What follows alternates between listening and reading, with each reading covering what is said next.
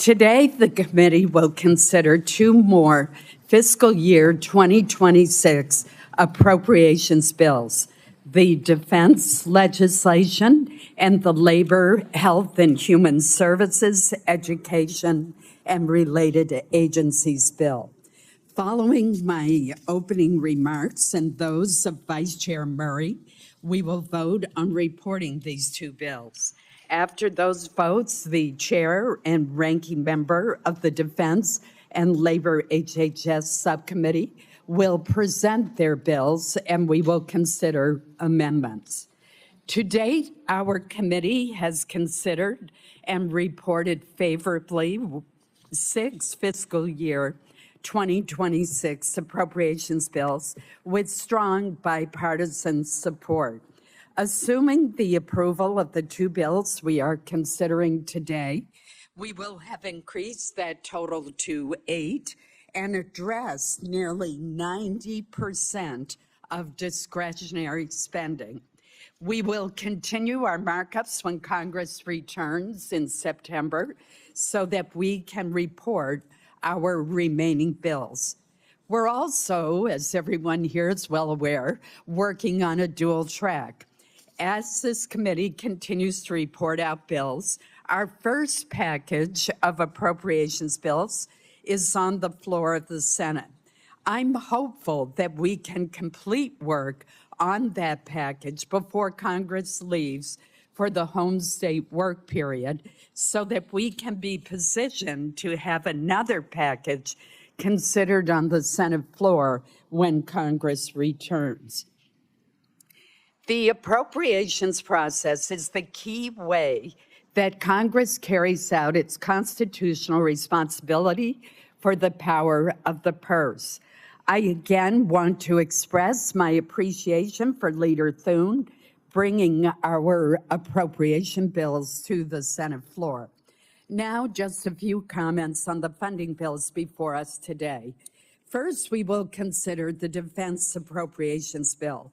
Let me begin by commending Chairman McConnell and Ranking Member Coons for their outstanding collaborative work to develop a bipartisan bill that provides resources essential to support our men and women in uniform, strengthens our military services and the defense industrial base, and helps ensure that our country is prepared to meet the threats of dangerous adversaries. The bill addresses major funding gaps across the board. It invests in shipbuilding, including providing a critical down payment toward an additional DDG-51, the workforce of the U.S. surface fleet, along with investments in additional Columbia and Virginia-class submarines. It expands critical munitions production, including air and missile defense interceptors, long-range missiles, and next-generation hypersonic weapons developed by our most innovative firms. It funds drone and counter-drone technologies, which are increasingly changing the nature of the battlefield. And it sustains security cooperation with close allies and partners whose growing defense capabilities are force multipliers for the United States and contribute to the deterrence of shared adversaries. Finally, the bill invests in our most precious asset, the men and women of our armed forces.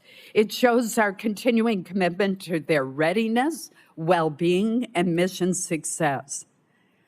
The second bill that we will consider is for the Departments of Labor, Health and Human Services, Education, and Related Agencies. This bill prioritizes funding to help make Americans healthier and supports life-saving medical research, including through targeted funding increases for Alzheimer's, cancer, Lyme disease, Parkinson's, ALS, diabetes, and rare disease research.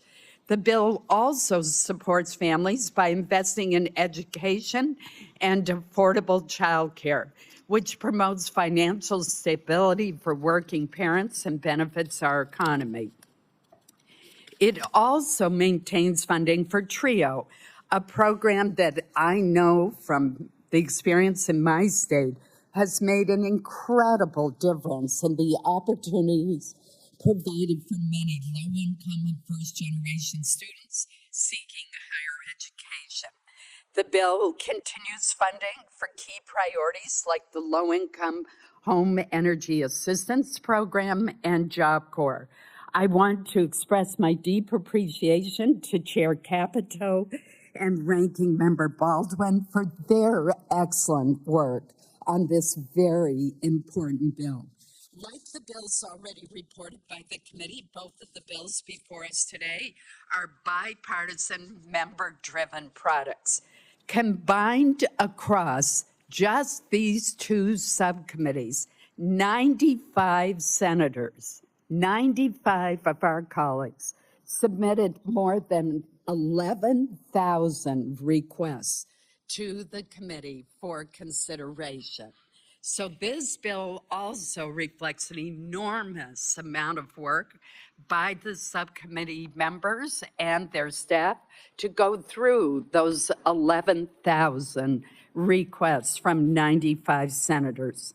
I would now like to recognize Vice Chair Murray for any comments that she would like to make, and again, express my pleasure with working with her.